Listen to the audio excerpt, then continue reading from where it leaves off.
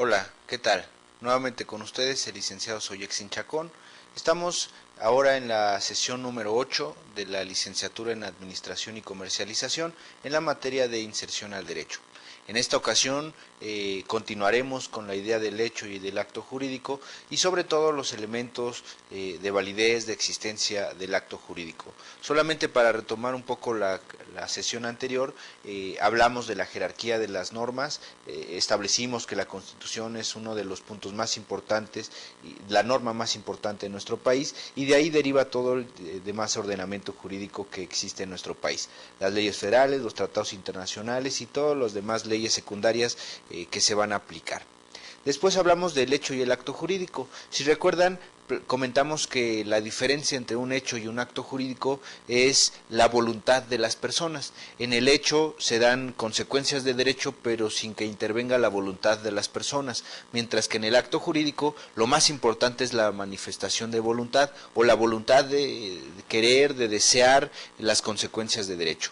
Hoy en día, esas consecuencias de derecho que queridas, buscadas o no, siempre se van a dar en este mundo profesional que ustedes van a tener a lo largo de su vida.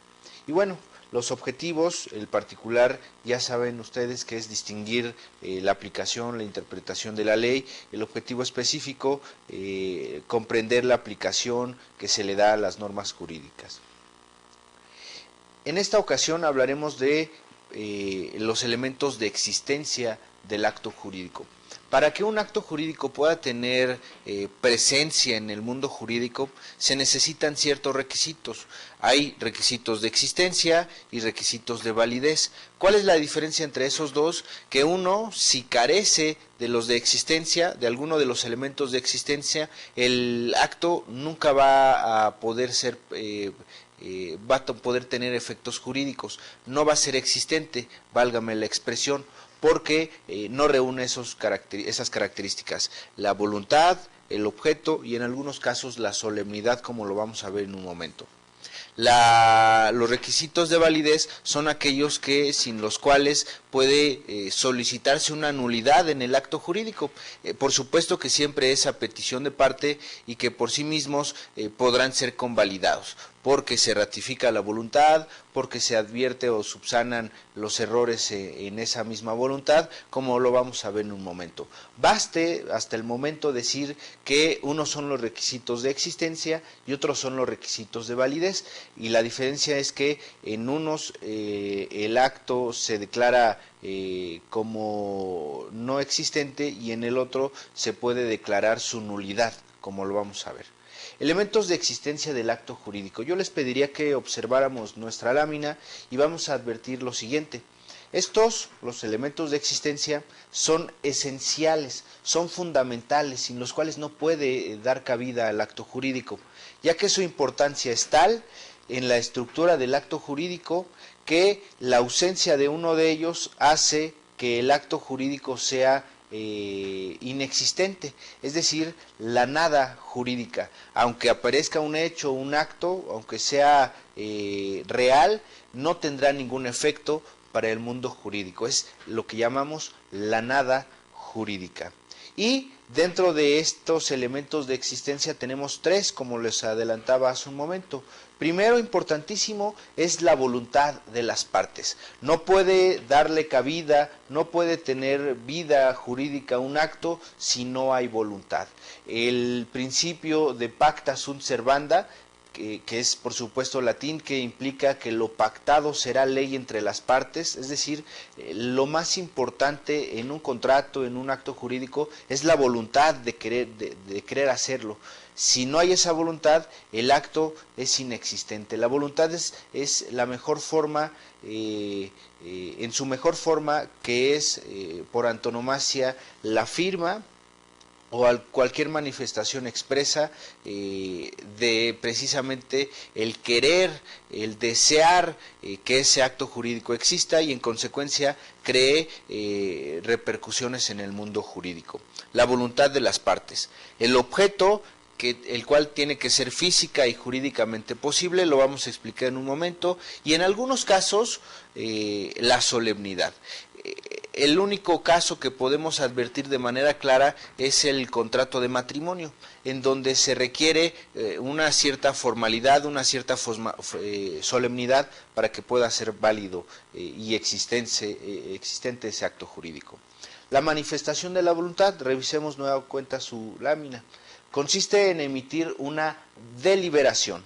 Es la determinación individual de un sujeto, es la exteriorización de un deseo o propósito que se efectúa por una declaración expresa o por pactos que revelen en el sujeto el ánimo de llevar a cabo esas acciones que el derecho reconoce y a los cuales se le imputan consecuencias jurídicas. Es decir, es el deseo de crear esas consecuencias jurídicas, es la deliberación expresa, es la manifestación clara de crear esas consecuencias de derecho. Dice, es el propósito que se efectúa por una declaración expresa o por pactos que revelen en el sujeto el ánimo de querer hacer unas acciones que repercuten en el mundo del derecho. Esa es la manifestación de la voluntad. ¿Cómo podemos nosotros manifestar nuestra voluntad? Diciendo sí, diciendo no, algunas veces se requiere por escrito, eso es una cuestión de forma, que son requisitos de validez, como los vamos a ver en un momento. Baste decir que si no hay esa voluntad, el acto es inexistente. Como es un requisito para su creación, para su existencia, para que pueda vivir en el mundo jurídico, por supuesto que es determinante esa manifestación de la voluntad. En un momento veremos cuáles son las formas en que se pueden manifestar la voluntad. Siguiendo con sus láminas, podemos advertir las dos formas claras en que se puede dar esa manifestación de la voluntad. Y ustedes pueden advertir expresa o tácita, que lo adelantábamos incluso la sesión pasada. La manifestación de la voluntad expresa, como bien lo dice su lámina, es cuando la voluntad se manifiesta por medio de las formas en que el hombre se comunica, de forma hablada, de forma escrita, quizá por video, quizá incluso en atención a la tecnología, el Messenger, el correo electrónico, utilizando la tecnología precisamente y aplicándola a este tipo de ideas sobre los actos jurídicos. Por lo que hace a la manifestación de voluntad, si alguien contesta un correo electrónico aceptando una oferta de venta, por supuesto que estará externando su voluntad. Y esa manifestación de voluntad será expresa. ¿Ok? El punto es que tenemos otro tipo de manifestaciones de voluntad, que es la forma tácita de manifestación de voluntad, que no se contrapone con la otra, pero que tiene características diferentes. Las dos son manifestaciones de voluntad, pero la distinción es la siguiente.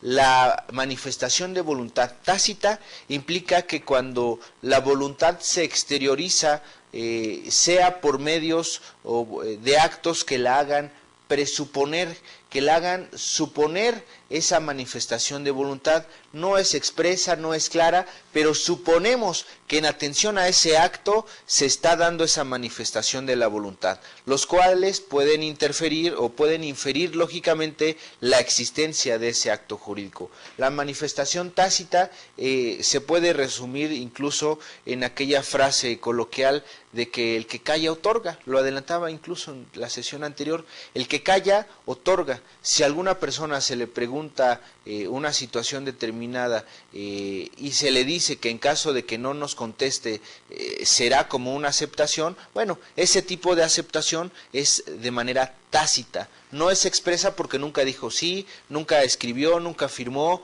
nunca envió un correo electrónico, nunca contestó, ni siquiera haciendo un signo inequívoco. Simplemente la omisión implica que haya contestado afirmativamente. Es una forma tácita. Cuando nosotros nos inconformamos con un acto de algún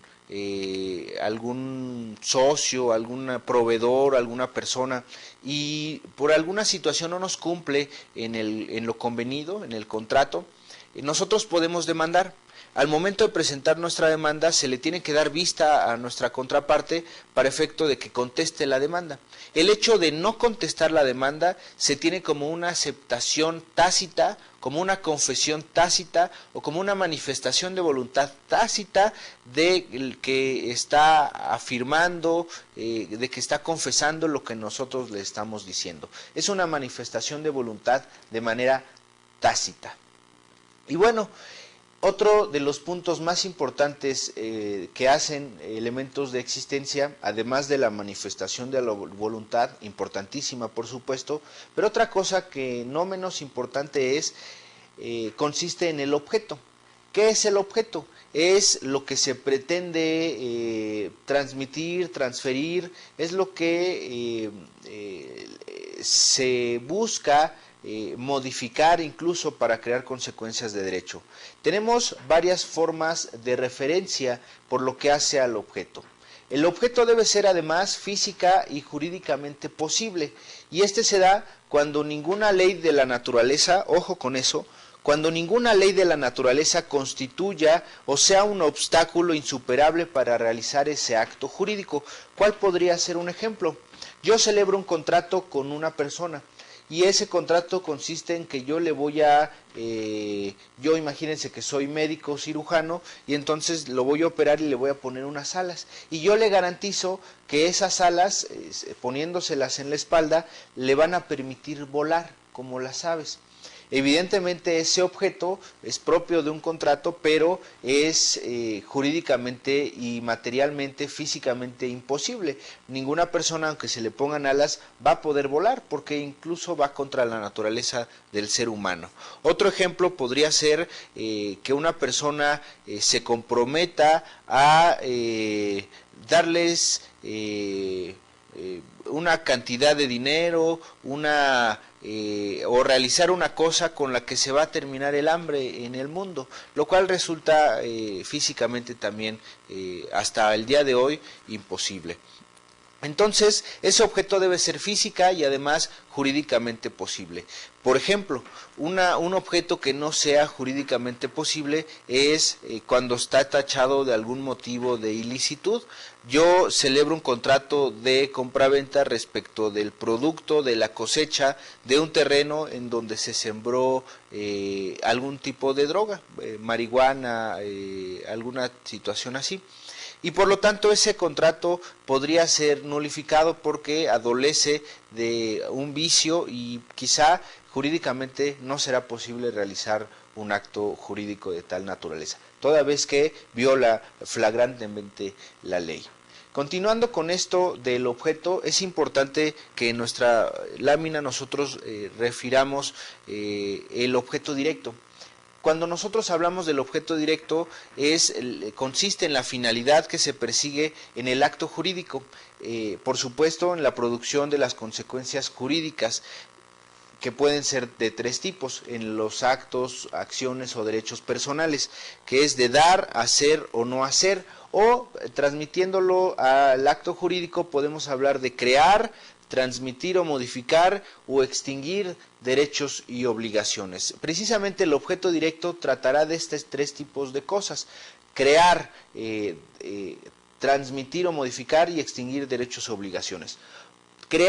Creamos un derecho celebrando un contrato en donde una persona obtiene la posibilidad de exigirle a la otra un pago determinado.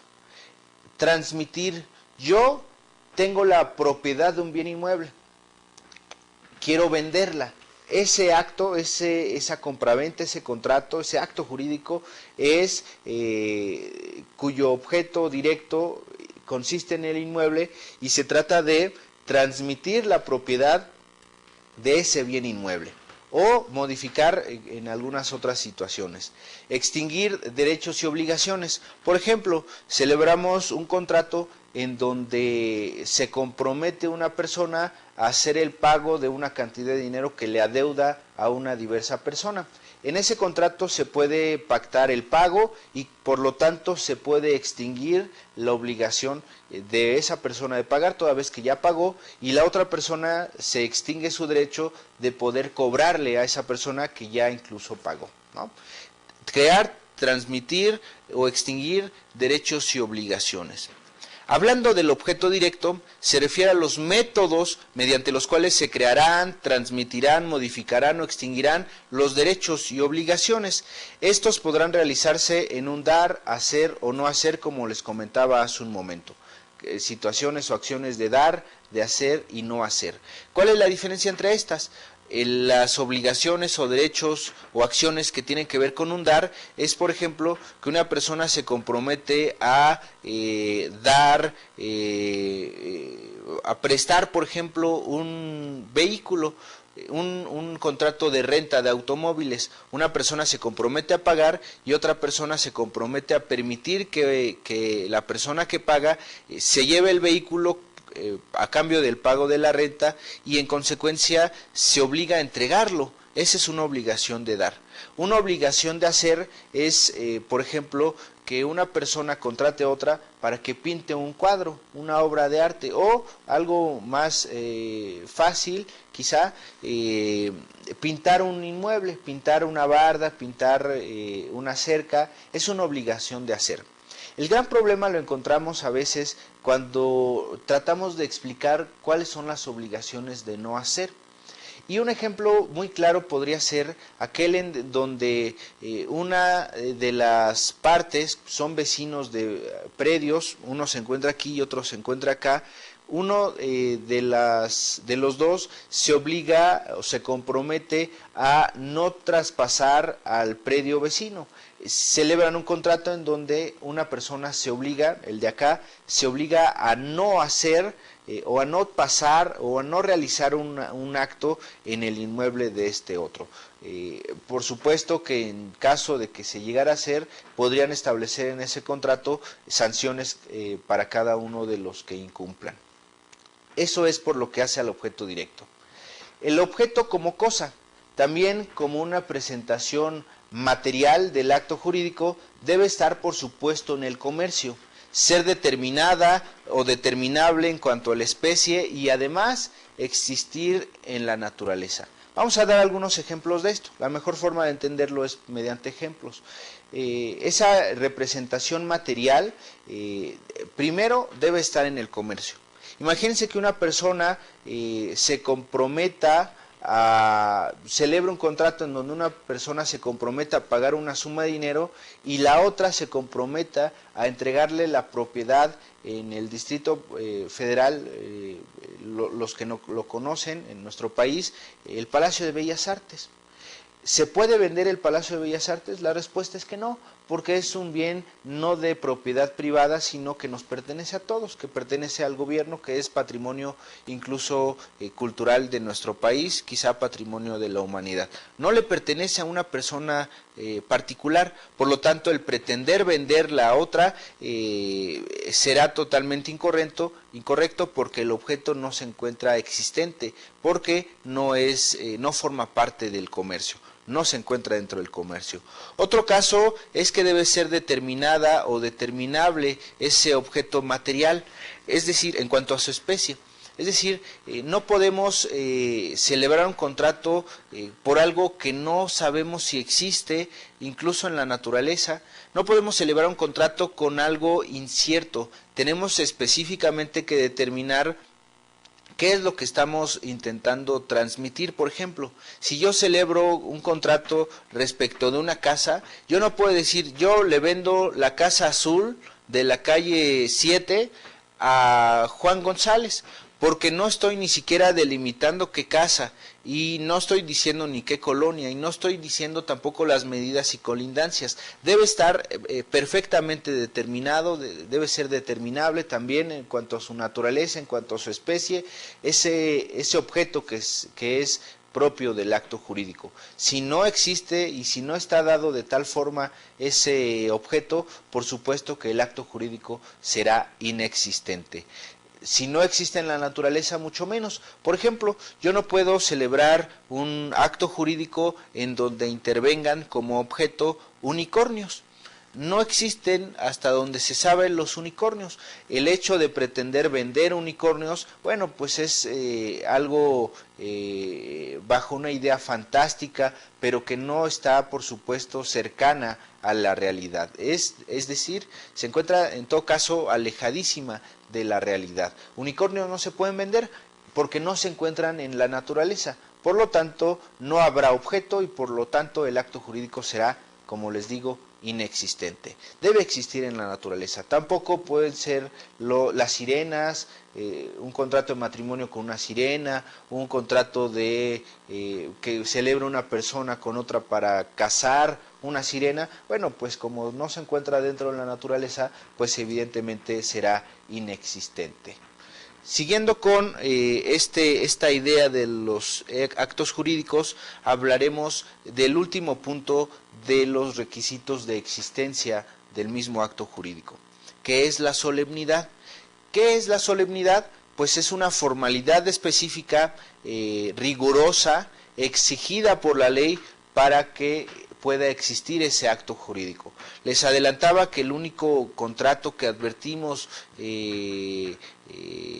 es el contrato de matrimonio. ¿Y por qué decimos que es solemne el contrato de matrimonio? Porque, por ejemplo, yo no puedo celebrar un contrato de matrimonio a nombre de otra persona.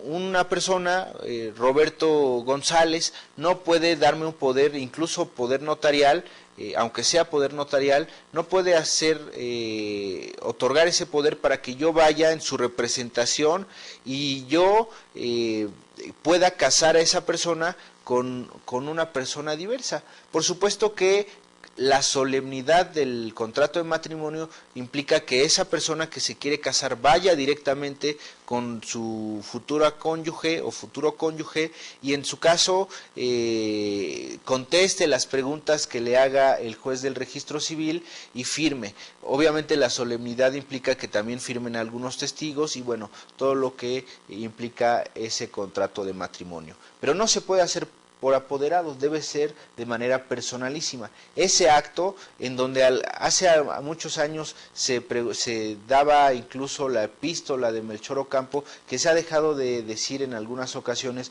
por considerarla misógina, por considerarla alejada de la realidad social y que además vulnera garantías y derechos humanos de la mujer, ha entrado en desuso, pero incluso antes formaba parte de la solemnidad del mismo acto jurídico de la celebración del contrato de matrimonio. Eso es la solemnidad, son requisitos exigidos por la ley para que se le dé creación, para que tenga vida jurídica, para que sea existente un acto jurídico. Y a continuación hablaremos precisamente de los requisitos de validez. Y vamos a observar, yo les pediría que observáramos su lámina y bueno, hablaremos del artículo 1795 del Código Civil y lo leeremos aquí. Requisitos de validez.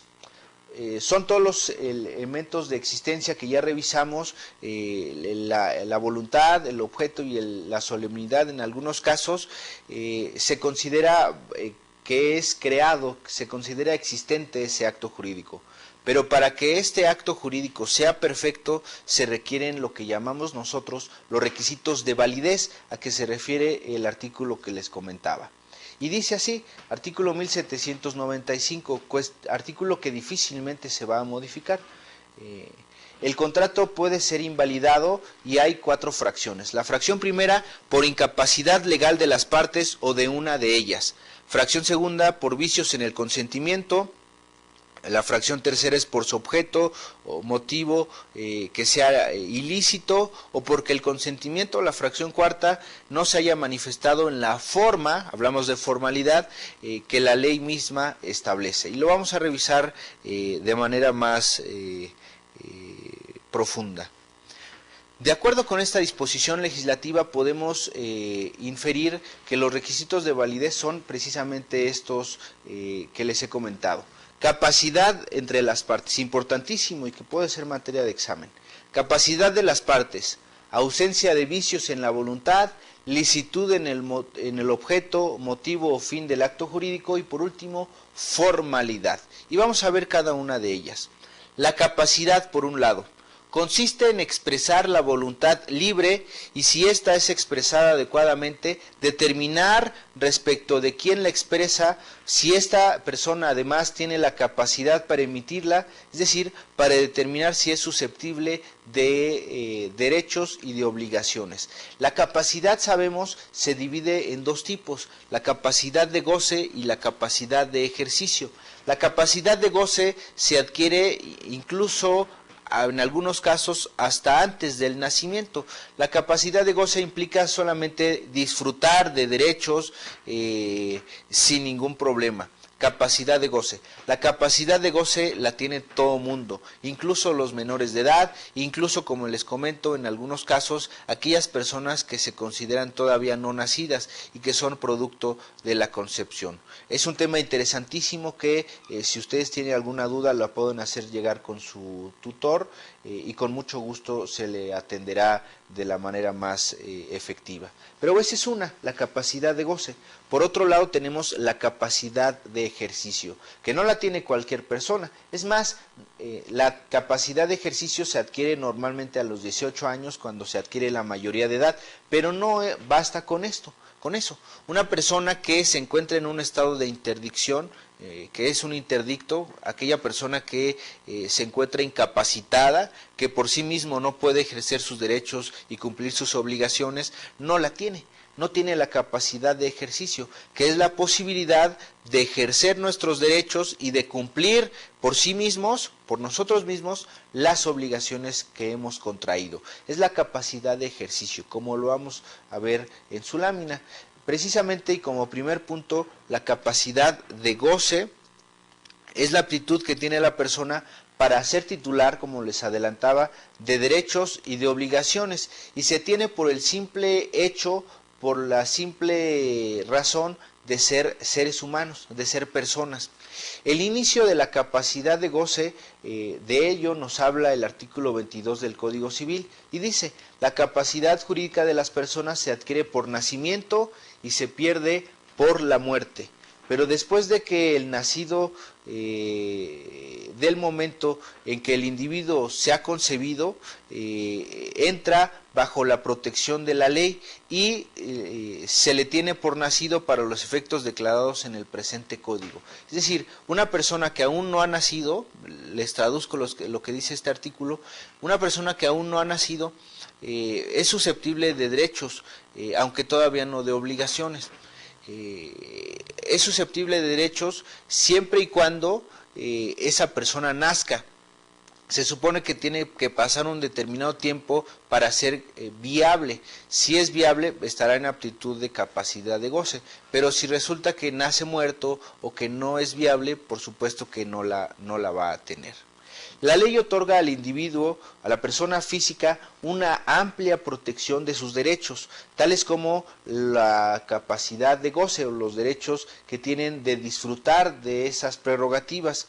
Los de goce se adquieren por los que tienen las personas, incluso, como les comentaba, antes de su nacimiento. Y bueno, la capacidad de goce presenta varios niveles o varios grados. El grado mínimo es el que es concebido pero aún no ha nacido. Otro grado se constituye por los menores de edad, aquellas personas que aún no han cumplido la mayoría, que se adquiere según la Constitución a los 18 años. En otros países no se adquiere a los 18, tendrán otras edades. En Estados Unidos, como comentaba, es a los 21 años. La mayoría de edad es otro nivel de la capacidad de goce, que bueno, sabemos que normalmente cuando se adquiere la mayoría de edad, no solamente tenemos la de goce, sino también la de ejercicio. Capacidad de ejercicio, que es a lo que nos referimos, es la aptitud para ejercer por sí mismos, como ya les adelantaba, los derechos y la posibilidad de cumplir con nuestras obligaciones. La capacidad de ejercicio se adquiere a los 18 años en nuestro país, siempre y cuando no tengamos algún motivo de incapacidad. Si tenemos esa incapacidad no física, sino más bien del tipo mental, por supuesto que no vamos a tener la capacidad de ejercicio y se nos puede declarar interdictos, se nos puede declarar en un estado de interdicción, que implica que no contamos con esa capacidad de ejercicio.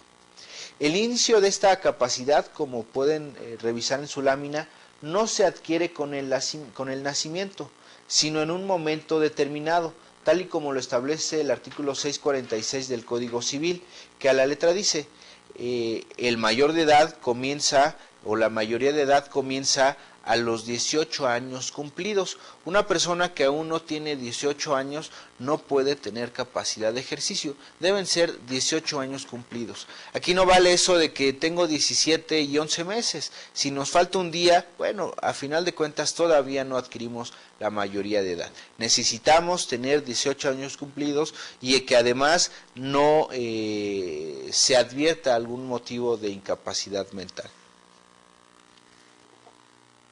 o de falta de capacidad mental. Eso es la capacidad de ejercicio. Una persona que se encuentra solamente con la capacidad de goce no podrá ejercer sus derechos, no podrá acudir por sí mismo a los tribunales, no podrá cumplir los contratos por sí mismo. Necesita alguien que lo represente. Normalmente cuando encontramos un menor de edad o una persona incapaz, vamos a requerir el apoyo, la existencia de una persona, normalmente quien ejerza la patria potestad sobre él, o alguna persona que sea su tutor o su representante legal, que haga las cosas por él, que haga las cosas en representación de la persona incapaz, de la persona que no tiene su capacidad de ejercicio plena. Y bueno, siguiendo con nuestras láminas, es importante indicar que esta capacidad de ejercicio implica la posibilidad jurídica del sujeto, y yo les recomendaría que esto lo subrayaran o lo anotaran, implica la posibilidad jurídica del sujeto para hacer valer directamente por sí mismo sus derechos, celebrar en nombre propio actos jurídicos, contraer y cumplir obligaciones, así como ejercitar acciones, como les comentaba, en los tribunales. Y fíjense qué interesante es esto. Si no tenemos esa capacidad de ejercicio, no podemos defendernos, no podemos por nosotros mismos hacer cumplir nuestros derechos o cumplir nuestras obligaciones. Por eso es tan importante la capacidad de ejercicio. Como les decía, si nosotros no la tenemos, necesitamos a alguien que en nuestro nombre haga las cosas, que convalide ese ejercicio de acciones, toda vez que nosotros no lo podemos hacer. En los menores de edad, quien puede realizar los actos en nombre de esos menores de edad son los que ejercen la patria potestad, que normalmente son sus padres. A falta de los padres, bueno, digamos que se transmite automáticamente la patria potestad a los abuelos, dependiendo en dónde estemos. En el Distrito Federal el juez tendrá que decidir si son los abuelos paternos o los abuelos maternos. En el Estado de México, por ejemplo, nos dice que son los abuelos maternos los que automáticamente son los que tendrán el uso de la patria potestad sobre esos menores. En el caso de los incapaces, como algunas veces no hay quien ejerza patria potestad sobre ellos, es un tutor el que los representa. Se puede ser tutor de una persona si se es familiar, normalmente es así, pero si no hay ningún familiar o nadie quiere hacerse cargo, bueno, se puede pedir al juez que el juez nombre un tutor de una lista de los auxiliares de la Administración de Justicia que tiene el propio tribunal. Y bueno, grados de la capacidad de ejercicio. La capacidad de ejercicio no siempre es plena. Hay niveles, hay grados que se pueden ejercer dentro de la capacidad, de este tipo de capacidad. El grado mínimo corresponde al concebido, ojo, pero no nacido. Estos carecen de total facultad o posibilidad de ejercer sus derechos y cumplir sus obligaciones per se. por sí mismos, es decir, necesitan, como les adelantaba, la intervención de otra persona que sí tenga pleno uso de su capacidad de ejercicio, que lo represente para poder realizar actos jurídicos. Tenemos un segundo grado que corresponde al incapacitado, que no cuenta con un cabal juicio, carece de toda capacidad para participar en la vida jurídico. Es aquella persona, normalmente, a veces menor de edad, a veces incluso mayor de edad, que no se encuentra capacitado para tomar decisiones o para celebrar actos. En ese entendido, bueno, necesitaremos de un tutor para que pueda realizar esos actos jurídicos, sea ejercer sus derechos o sea cumplir con sus obligaciones. Tenemos un tercer grado. Esos los constituyen los menores emancipados. Yo no sé si alguna vez hayan escuchado acerca de la emancipación. Es cuando una persona adquiere cierta independencia respecto de sus derechos. Es cuando la ley lo faculta para ejercer cierto tipo de derechos y para cumplir determinadas obligaciones. ¿Cuándo, preguntarán ustedes, cuándo se adquiere esa emancipación? Bueno, normalmente a los 18 años, cuando se vuelven mayores de edad y adquieren la capacidad de ejercicio. ¿Pero un menor de edad puede emanciparse? La respuesta es que sí. ¿Cuándo puede emanciparse un menor de edad? Bueno, cuando se casa, por ejemplo. Cuando es menor de edad necesita la autorización de sus padres, si la otorgan, bueno, se entiende que el menor ha quedado emancipado. Cuando tiene hijos, por supuesto, se entiende que ha quedado emancipado y que se le faculta para cumplir obligaciones y para ejercer cierto tipo de derechos. Como les comento, son los menores emancipados, los del tercer grado, que estos, a saber, tienen fundamentalmente dos facultades. La de testar a los 16 años. ¿Qué es eso de testar? Una persona puede tener patrimonio incluso antes de que nazca. Una persona ya nacido puede tener patrimonio cuando se le otorga, se le transfiere una...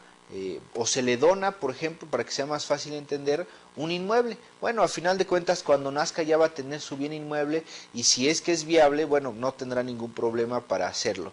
Hasta los 16 años una persona puede emanciparse y puede solicitar la autorización para poder testar. Testar es dar su testamento, determinar su última voluntad. Y bueno, también puede administrar sus bienes producto de su trabajo. En los Estados Unidos mexicanos se puede laborar desde los 14 años en algunas ocasiones con muchísimas restricciones, a los 16 años también, y bueno, por supuesto que a los 18 sin ningún problema, pero un menor de 16 años puede solicitarle la autorización al juez para administrar sus propios bienes. Él trabaja, él gana dinero, suficiente dinero para poder tener bienes y adquirir esos bienes y por lo tanto puede quedar emancipado y queda facultado para poder ejercer sus derechos y para cumplir sus obligaciones derivadas de ese patrimonio. Es el caso de los famosos actores, actrices, en donde ganan mucho dinero en algunas ocasiones, pero no son mayores de edad y siempre requieren de la intervención de un padre, de un tutor, que pueda hacer las cosas por él. Pero bueno, pueden solicitar una autorización al juez para que puedan quedar emancipados.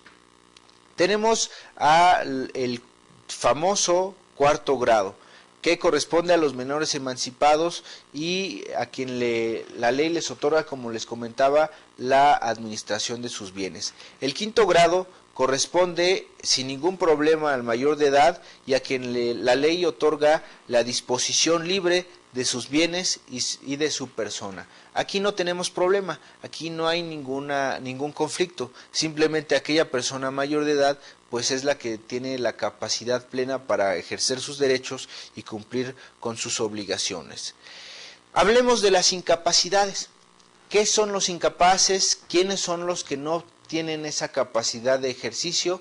Y bueno, el Código Civil en el artículo 450, el Código Civil del Distrito Federal, en los otros estados de la República, por supuesto que hay artículos muy similares, es inexcusable que aparezca un artículo de esta naturaleza en todos los códigos civiles de todo el país. Y normalmente es un texto similar, si no es que es idéntico. Los menores de edad son, en su primer fracción de este artículo 450 del Código Civil del Distrito Federal, los menores de edad son los incapaces, porque observemos el rubro, tienen incapacidad natural y legal, primero estos, los menores de edad, y ahí no tenemos problema, sabemos que se adquiere la capacidad de ejercicio hasta la mayoría de edad. Fracción segunda, y esto es interesantísimo, los mayores de edad que por causa de enfermedad reversible o irreversible, cualquiera de las dos, o que por su estado particular de discapacidad, ya sea de carácter físico, sensorial, intelectual, emocional, mental o varias de ellas al mismo tiempo, no puedan gobernarse, no puedan obligarse o manifestar su voluntad por sí mismos o por algún medio que la supla. Esto último es interesantísimo. Cuando una persona no tiene brazos, ¿cómo le hacemos para que, a pesar de que tenga pleno uso de sus capacidades mentales, firme? No tiene brazos, puede utilizar los pies, podría ser, pero cuando se dan este tipo de situaciones, normalmente se va con un fedatario público y se pide, normalmente por lo que hace a cuestiones importantes como un título de crédito, como la transmisión de una propiedad o una situación relevante, se le pide la intervención a un fedatario público para que precisamente haga constar ese acto, esa manifestación de voluntad de esa persona que se encuentra con una capacidad diferente y pueda hacer válido ese acto jurídico. Normalmente ese fedatario es un notario, un corredor público, fundamentalmente. Y bueno, ¿qué pasa con alguna persona que se encuentra cuadraplégica? Si no estoy mal, aquella persona que se encuentra cuadraplégica no puede mover ningún músculo de su cuerpo o casi ningún músculo de su cuerpo. Por lo pronto no podrá firmar, no podrá caminar y difícilmente a veces pueden hablar. ¿Cómo se comunican? Hay muchas personas que tienen los medios para poder comunicarse, sea moviendo un botón, sea utilizando una computadora, sea utilizando la tecnología para que se puedan comunicar con las demás personas. Se pueden poner un aparatito en la garganta para que se escuche las palabras o de cualquier otra forma. Pero hay una incapacidad natural o una incapacidad legal. Y vamos a ver. De acuerdo con este artículo, se establece que las personas que no pueden celebrar actos jurídicos y asimismo que la capacidad de ejercicio no se puede dar por la voluntad de las partes mediante un contrato o cualquier otro tipo de acto jurídico, sino por mandato de la ley. Una persona no puede otorgarle la capacidad de ejercicio a otra persona. Yo no puedo decirle a un menor de edad, oye, bueno, te otorgo, dame 50,000 pesos y te otorgo tu capacidad de ejercicio.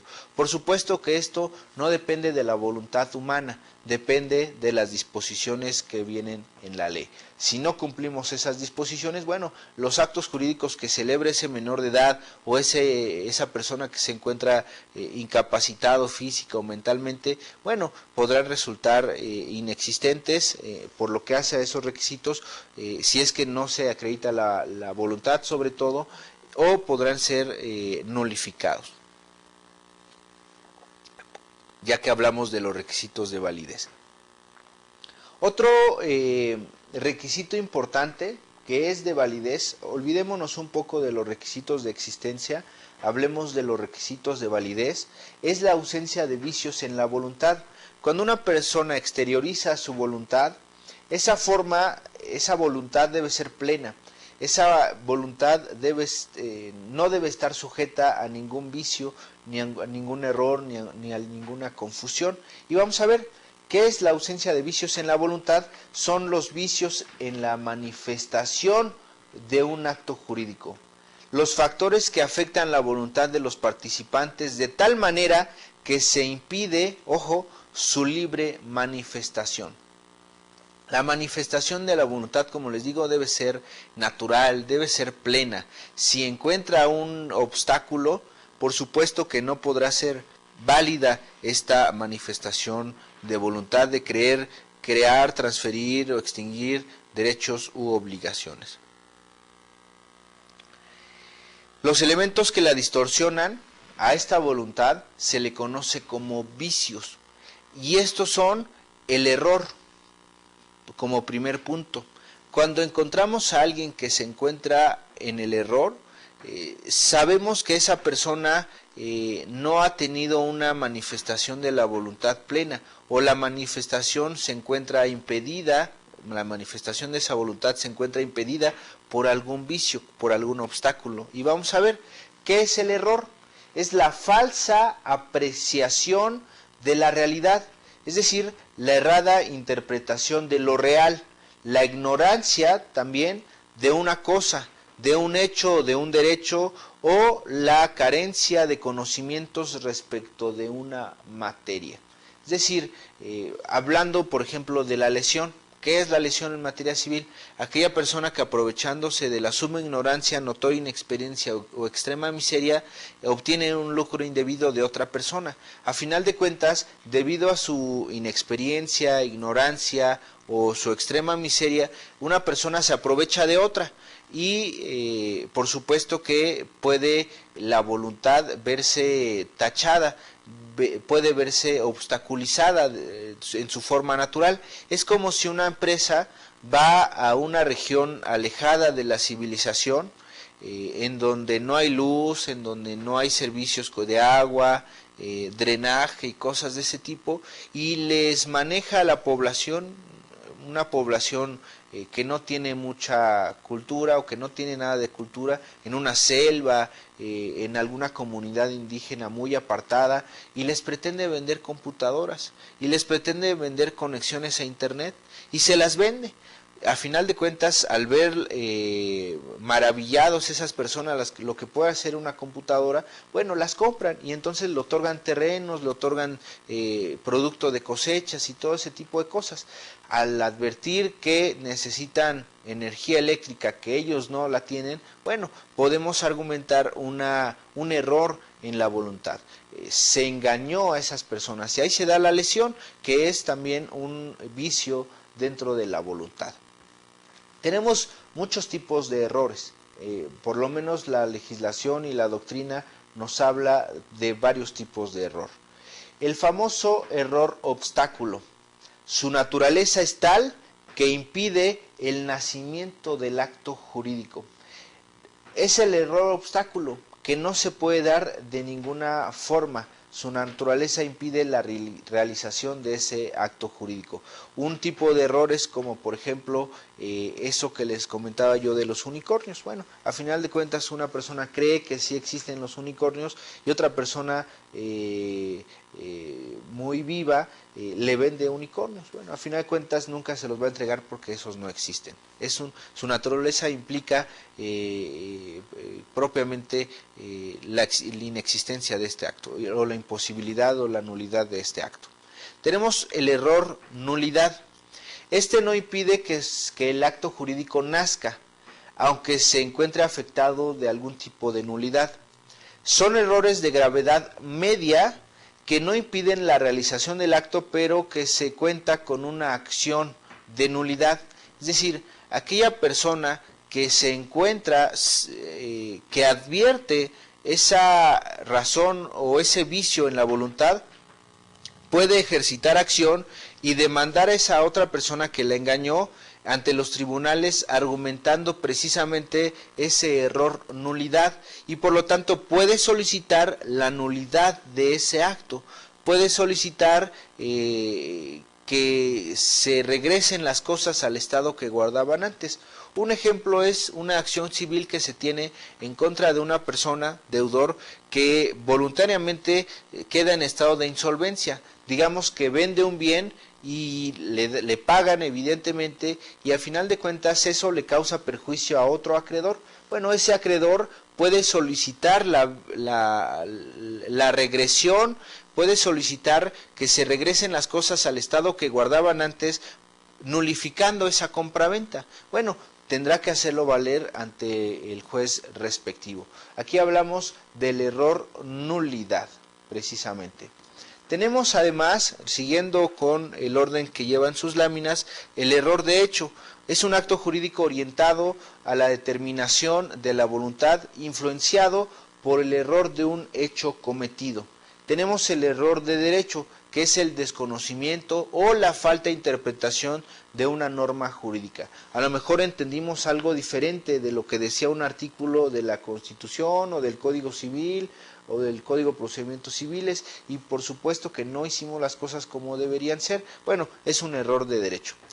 Hay otro tipo de error que se les conoce como indiferente, y bueno, son errores de magnitud baja, errores leves, que son quizá intrascendentes, en donde a pesar de estos, el acto por supuesto que va a ser válido, pero debe darse la rectificación o la reparación, se tiene que convalidar para no tener consecuencias jurídicas posteriores. Son aquellos actos que se pueden convalidar. A lo mejor celebramos un contrato, pero se me olvidó firmar algo, una parte de ese contrato. Bueno, pues se puede invalidar sin ningún problema. O firmó una persona en el espacio en donde iba mi nombre. Bueno, no pasa nada, se puede convalidar sin ningún problema. Por lo que hace a este tipo de errores, debemos explicar lo que es el dolo y lo que es la mala fe.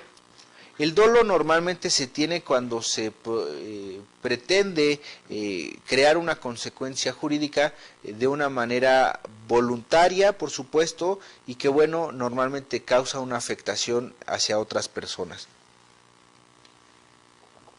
o hacia la esfera jurídica de otras personas. Dolo, se induce o se aprovecha el error de otra persona, ahí se está buscando, se está orillando a la contraparte, a la otra parte que celebra el acto jurídico, para que cometa un error, se engaña. En el dolo, por supuesto que se da esa figura del engaño, para que se produzca un beneficio de aquella persona que está cometiendo ese dolo.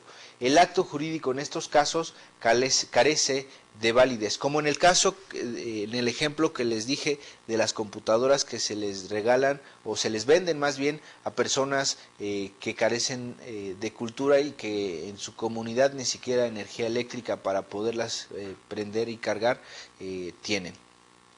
Por otro lado, es importante mencionar lo que es la mala fe. Con ella no se provoca el error, simplemente se aprovecha un error que ya existía, que advierte esa persona, pero que la contraparte o la otra persona no se dio cuenta, no la advirtió, y a pesar de esta circunstancia no le avisa. Digamos, una de las partes se dio cuenta y le beneficia ese error, pero no le avisa a la otra que hay un error en ese acto jurídico, en ese contrato o en cualquier acto jurídico de la naturaleza que sea. Y tiene toda la intención esta persona de aprovecharse del error en que ha caído una diversa persona. Por lo tanto, evidentemente también podrá ser nulificado este tipo de error.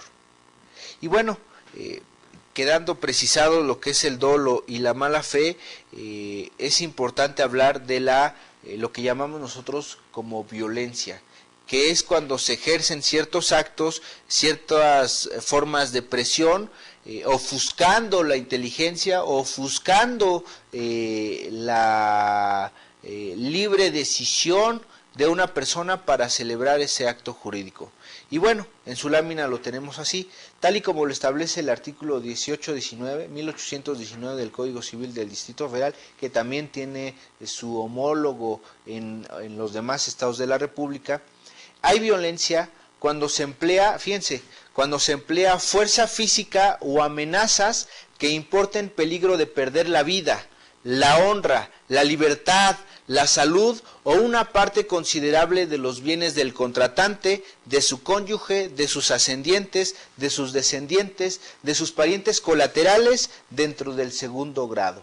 Cuando una persona le dice a otra, si no celebras este acto jurídico, si no firmas ese contrato, voy a perjudicar a tu familia.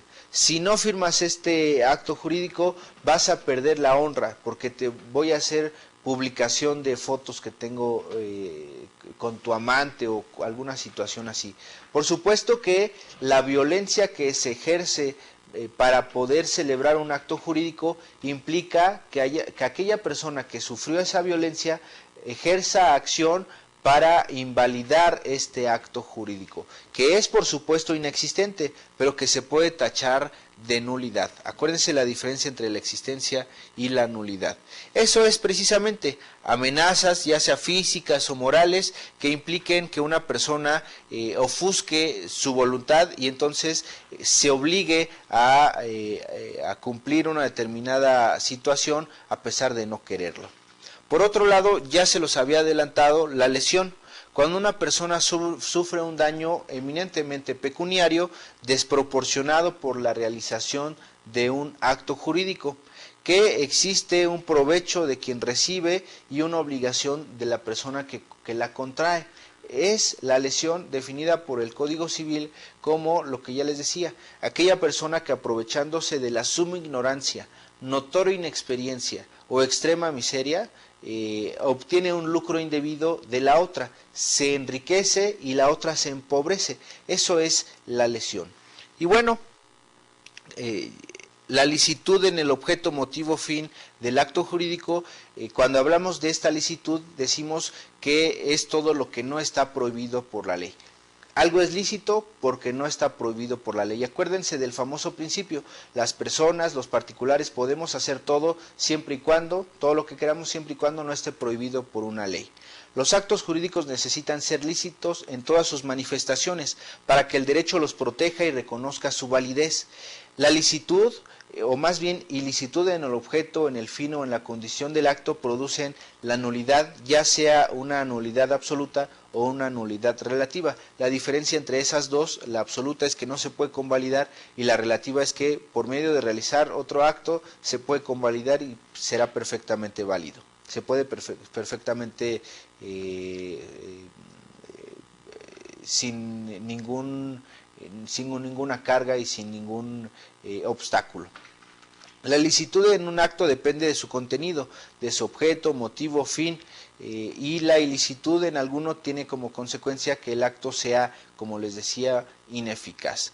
El fin o motivo del acto persigue como fin último producir consecuencias de derecho de acuerdo con lo que nos establece en la ley. Y ya por último, la formalidad, que son las diversas maneras especiales en algunos casos que se ve como requisitos que debe llevar la manifestación de la voluntad para la celebración de un acto jurídico y que todo debe ser conforme a la ley establezca.